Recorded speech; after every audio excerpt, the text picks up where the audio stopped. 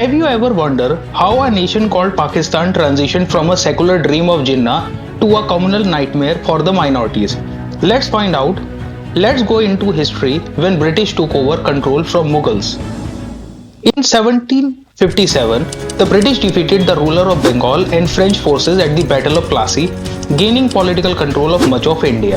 In 1793, the British East India Company took control of Bengal, Bihar, making the beginning of British colonial rule. In 1857, the British East India Company deposed the last Mughal emperor, Bahadur Shah Zafar, after a defeat in the Indian Rebellion of 1857 and 1858. In 1858, the British Crown took direct control of India through the Government of India Act, establishing the British Raj. Now we will talk about slow breeding of an idea of an ideological state. After British dethroned last Mughal Emperor Bahadur Shah Zafar, a debate has erupted in some sections of Muslim society about their possible future in undivided India. After the consolidation of British rule in undivided India, Muslims felt deprived of the privileged status which they used to have earlier during Mughal rule. Idea of separate state for Muslim has emerged not suddenly but after much larger debate among Muslim leaders, which has started after British took over in India, and most instrumental of them were Muhammad Ali Jinnah, first Governor General of Pakistan, and Muhammad Iqbal, the poet. Muslim League Shimla deputation was held on 6th of October 1906 under the leadership of Aga Khan, accompanied by Muhammad Iqbal. This delegation of Muslim League comprised of 35 members from all over India and met with Lord Minto, the then Viceroy of India, to convince him to give greater political heft to the Muslims. The delegation asserted in this meeting with communal overtone and said, being the rulers of India during Mughal period, Muslims have higher amount of political importance and also accused of existence of a British and a Hindu conspiracy. Because of this meeting, British were forced to form the Indian Council Act in 1909, because of which Jinnah won the first ever Muslim reserved seat. In 1909, the meeting of 1906 and its aftermath has forced British to go for an Indian Council Act 1909. Like the Muslim League, British administrators also sought to prevent the rise of an Indian majority in the legislature and persuaded Lord Minto about the danger of Muslim discontent to British rule and that the League's demand were representative of most of the Indian Muslims.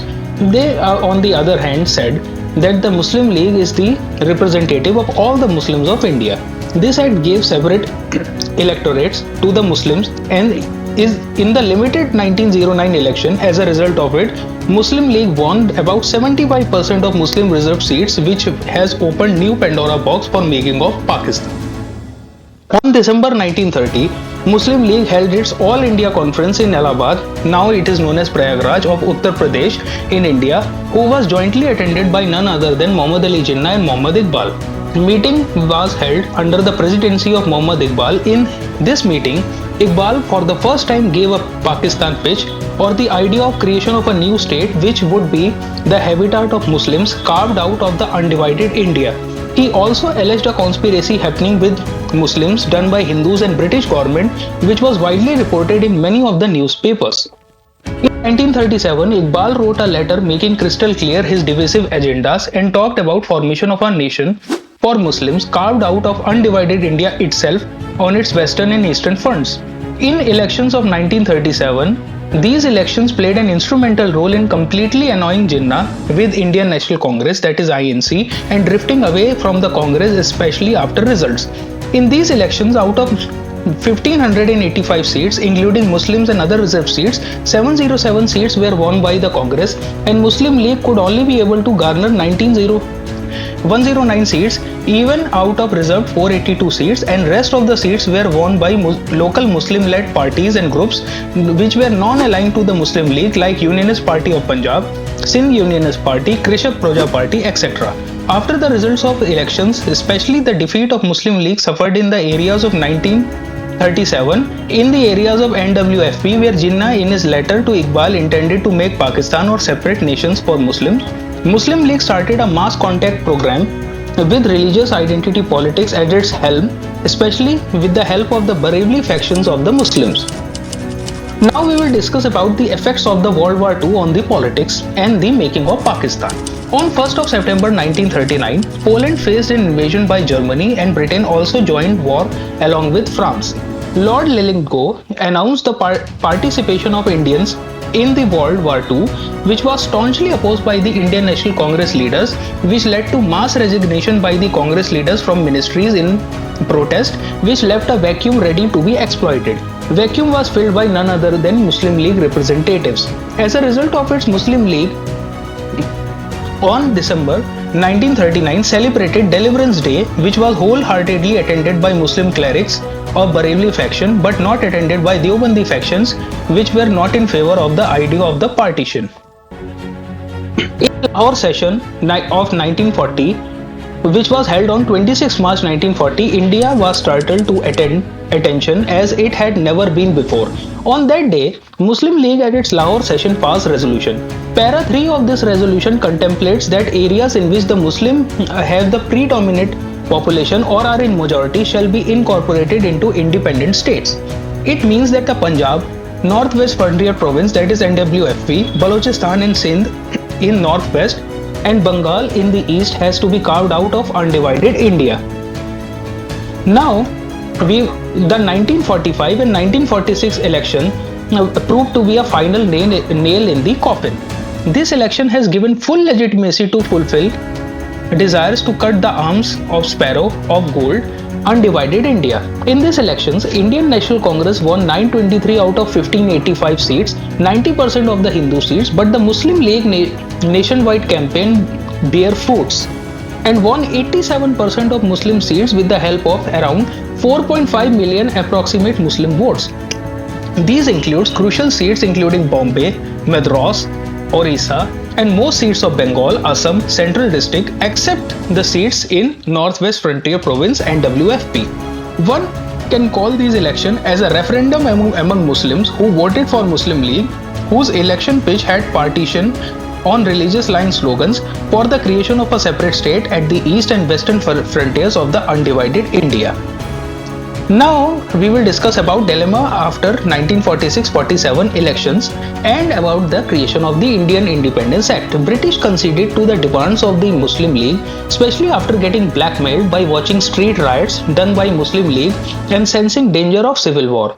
Ordered the partition based on Indian Independence Act 1947, according to which two dominions created. One is Muslim dominion, that is Pakistan, and Hindu dominated area, that is India. The most important provision of the Act of 1947 were division of British India into the two new dominions, the Dominion of India and the Dominion of Pakistan, with effect from 15th of August 1947, partition of the provinces of Bengal and Punjab between the two new countries, establishment of the office of Governor General in each of the two new countries as representatives of the Crown, conferral of complete legislative authorities upon the representative constituent assemblies of the two new countries, termination of British kingship over the princely states with the effect from 15th of August 1947. These states could decide to join either India or the Pakistan as held during the course of the partition. Abolition of the use of the title Emperor of India by the British monarch. Now, Muslim League and millions of Muslims got what they wanted, that is the state of Pakistan. But now the leadership seems to be puzzled about what really Muslim wanted and what is the real meaning and the aim of the state known as Pakistan. The joy and adrenaline produced in the Muslim League and creation of Pakistan overshadowed the difficulties which the Muslim leadership is about to face in terms of administration, economy, etc. The partition plan of 3rd June 1947 is now ready, but more dangerous reality hidden in it was the 72 days period time given by the British for the division of undivided India. As within 72 days, 3 provinces, Punjab, Bengal, and WFP has to be divided and also its civil administration, army, etc. along with it. Now we see the approximate comparison of resources between India and Pakistan that is apparent on your screen at that point of time.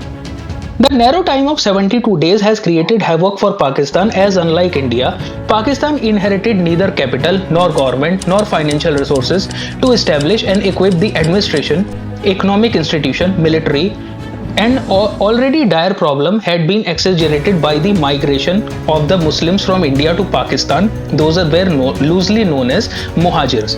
Pakistan virtually had no industry, and the major market of its agricultural produce had been India.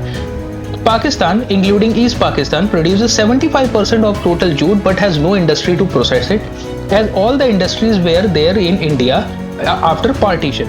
One third of the undivided India's cotton was grown in Pakistan but has only 1/13 of the cotton mills to process raw material into final product. Icing on the cake was proved to be the parking of wealth by non-Muslim entrepreneurs into India or in offshore accounts, or completely fled to India to save their lives from the atrocities created by the Muslim League over the minorities as well as the administration. The scene was very different in Karachi or in Dhaka. Karachi had so far been the provincial capital of Sindh, but the city was not equipped to become the capital of an entire country, that is Pakistan, all of a sudden. The Partition Council realized that various departments under the government of India would have to assist the government of Pakistan. Despite every attempt to divide government employees in an orderly manner, problems were manifold.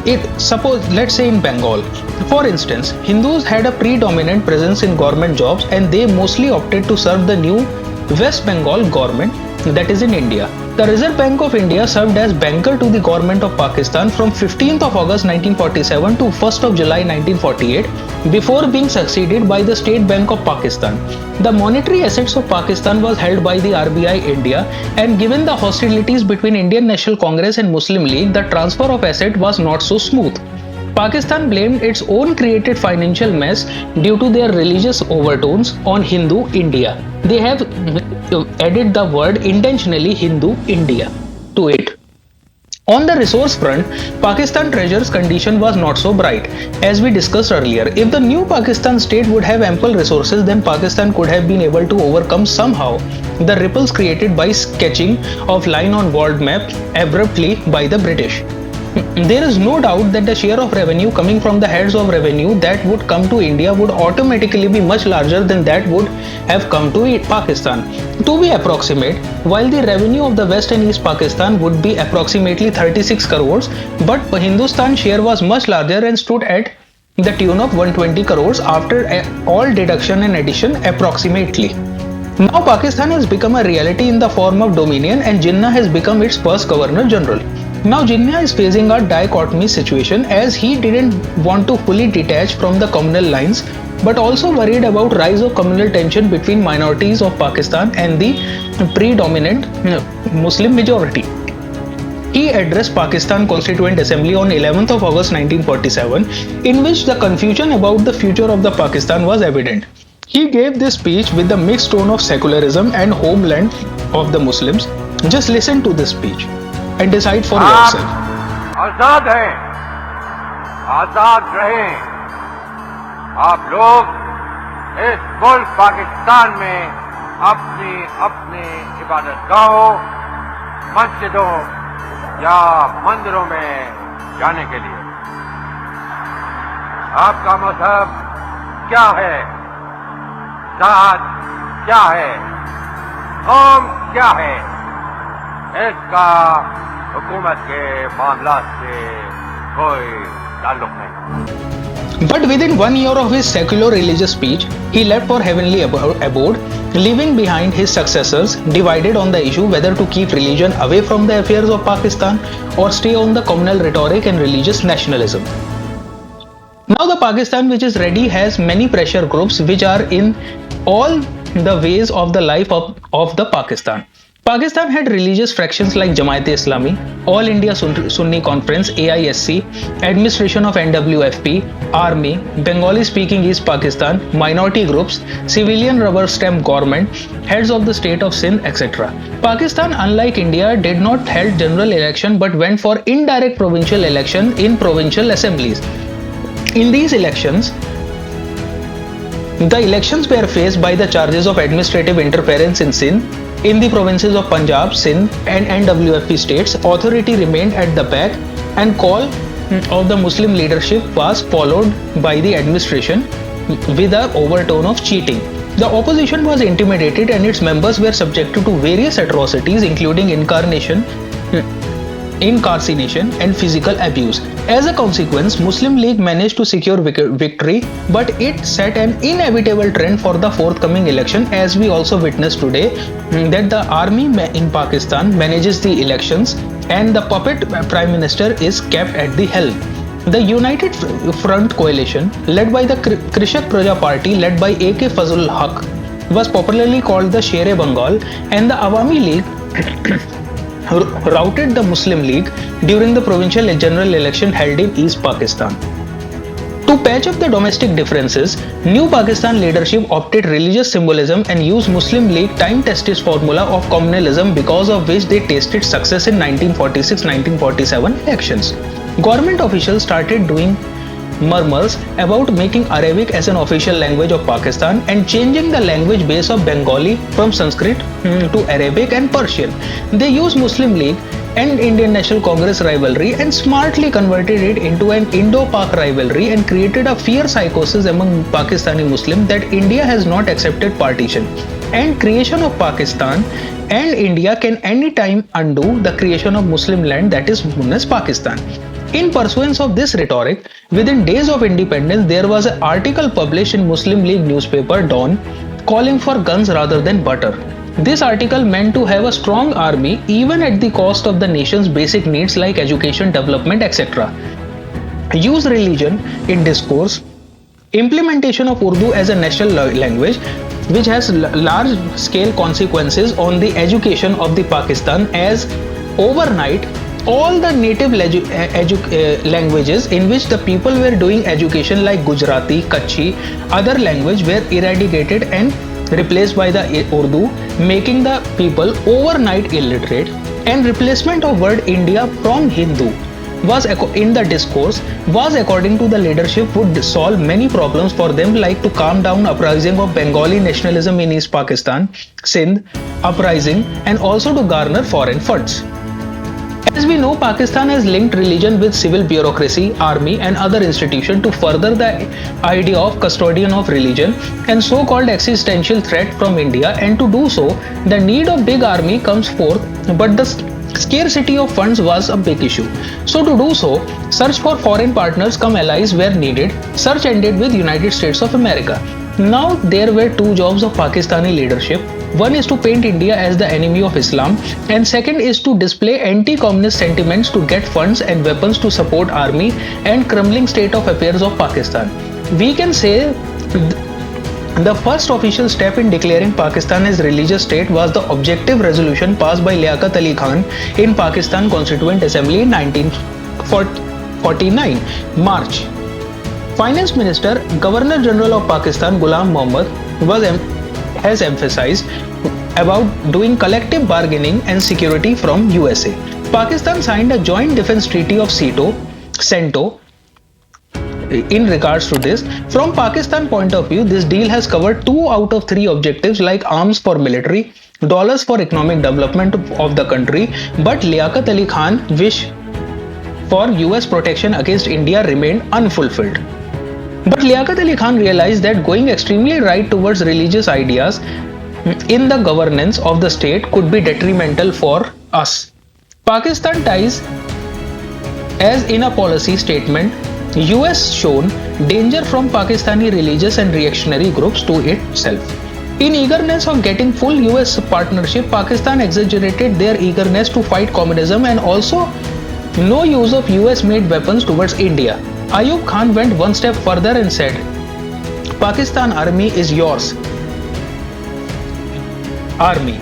While Pakistan establishment didn't provided full bases to US, but they provided access to the reconnaissance flights and also established listening stations against USSR. Pakistani leadership justified their alliance with United States by showing fear of India and also for acquiring Kashmir from the Indians. General Zia-ul-Haq did the hard bargaining from the United States when sought to launch anti-communism insurgency in Afghanistan in 1979, and his same footsteps were followed by General Musharraf in seeking hard bargain to fight terrorism after 11th of September 2001.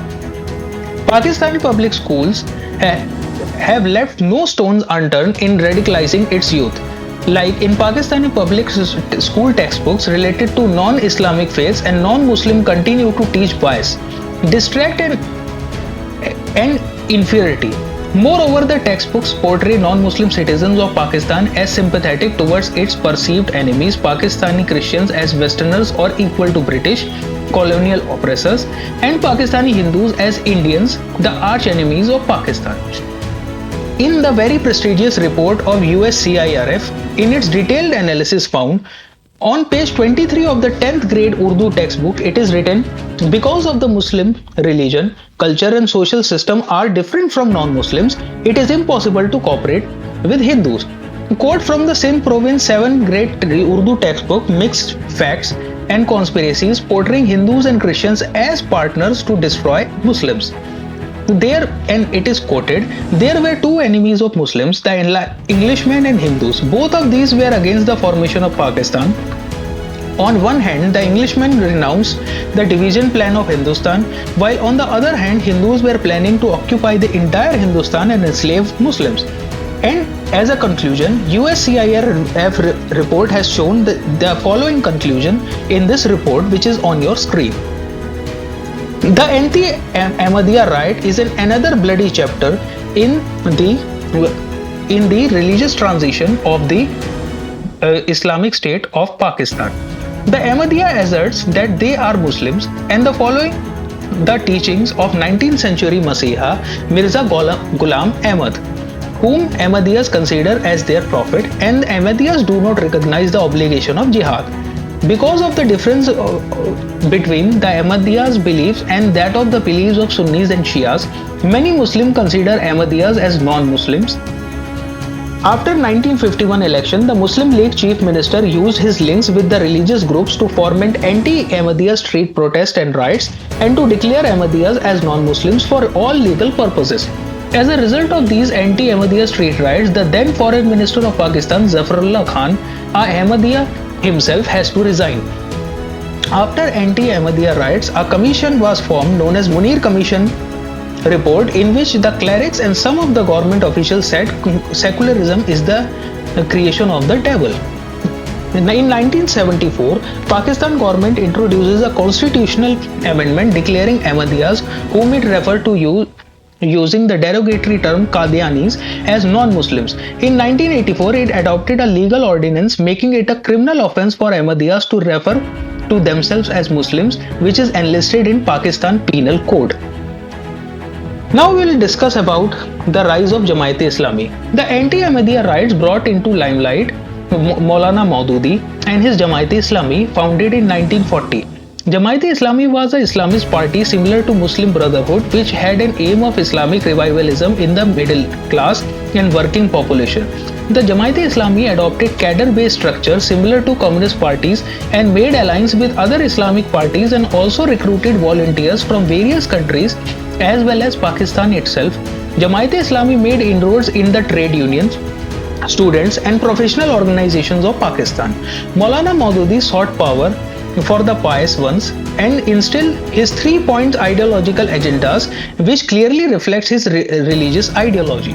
Maulana Maududi was the first person to be consulted by the first civil service head, Chaudhry Muhammad Ali, who later became the Pakistan's Prime Minister. As a result of it, Maulana Maududi helped Pakistan to instill a hardline posture against India and helped state painting leftist, secularist and ethnic groups as anti-Islam.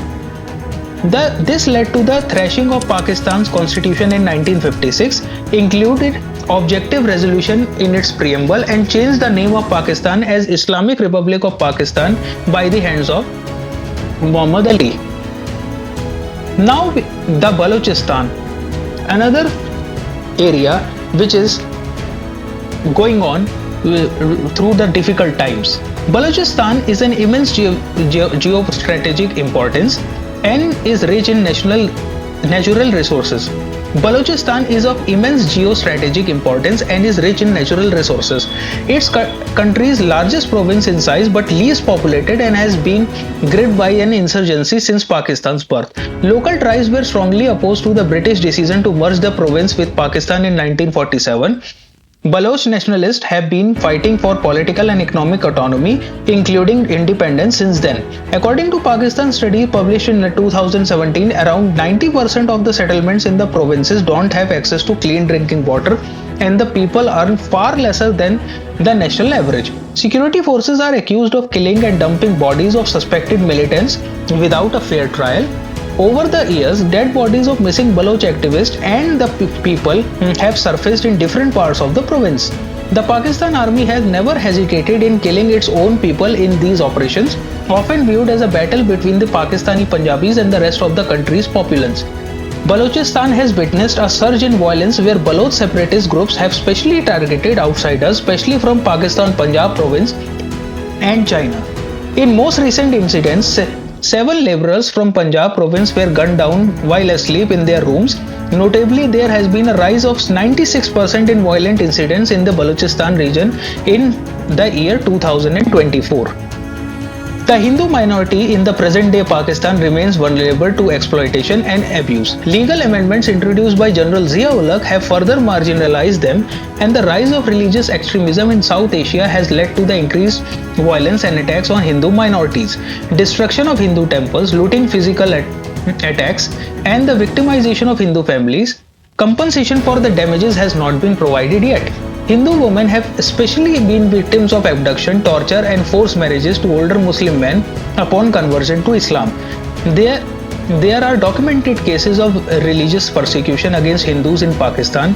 These included abduction, physical violence against the women, and forced conversions. Apart from this, Hindu temples in Pakistan have been targeted with some converted since 1990.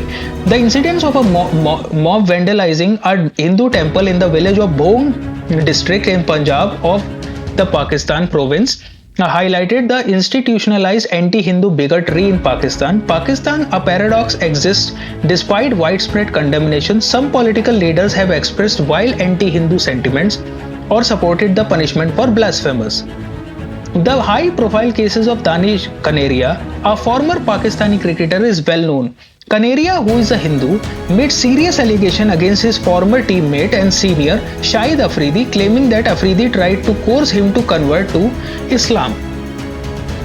Now we see the only Hindu in the administration of the newly made Pakistan and his condition and his resignation. His name is Jogendranath Mandal. Jogendranath Mandal, a Dalit leader, resigned on 8th of October 1950 and wrote his reasons for the same in his lengthy letter. I quote, "I must make it clear that I have thought that an attempt would be made, as is being done at present, to develop Pakistan as a purely religious state based on the Shariat and the injunction and formulation of religion. My outspokenness, vigilance, and sincere efforts to safeguard the interest of the minorities of Pakistan in general and of the scheduled caste in particular were considered a matter of annoyance to the Bengal administration and few league leaders. I brought to your notice incidents of barbarous atrocities perpetrated by the police on frivolous grounds. I did not hesitate to bring to your notice the anti-Hindu policy persuaded by the East Bengal government, especially the police administration and a section of Muslim League leaders. The atrocities perpetrated by the police and the military on the innocent Hindus, especially the scheduled caste of the Habibgarh in the district of Sylhet, deserve description. Innocent men and women were brutally tortured, some women ravished, their houses raided, and properties looted by the British and the local Muslims." Unquote. And the biasness in support of a particular religion is apparent in its constitution itself. Now all the description is an eye-opener for those people who are fascinated in India about the biryani served to them when they visited short-timely in Pakistan, or the right treatment of the minorities in Pakistan. Following are the sections and articles of the Constitution of Pakistan having religious overtones, like Article 2, Article 31, Part 9, Article 40, Article 62, Article 203C, and third schedule, that is the oath of the office. These all things are apparent on your screen, that how the religion is ingrained into the Pakistan, which is just diametrically opposite to the speech given by the Muhammad Ali Jinnah. his first speech in the Legislative Assembly of the newly made Pakistan. And as a result of it, now where the Pakistan is and where the India is, it is apparent. For more videos, tune into my channel and please like, share and subscribe to my efforts. Thank you.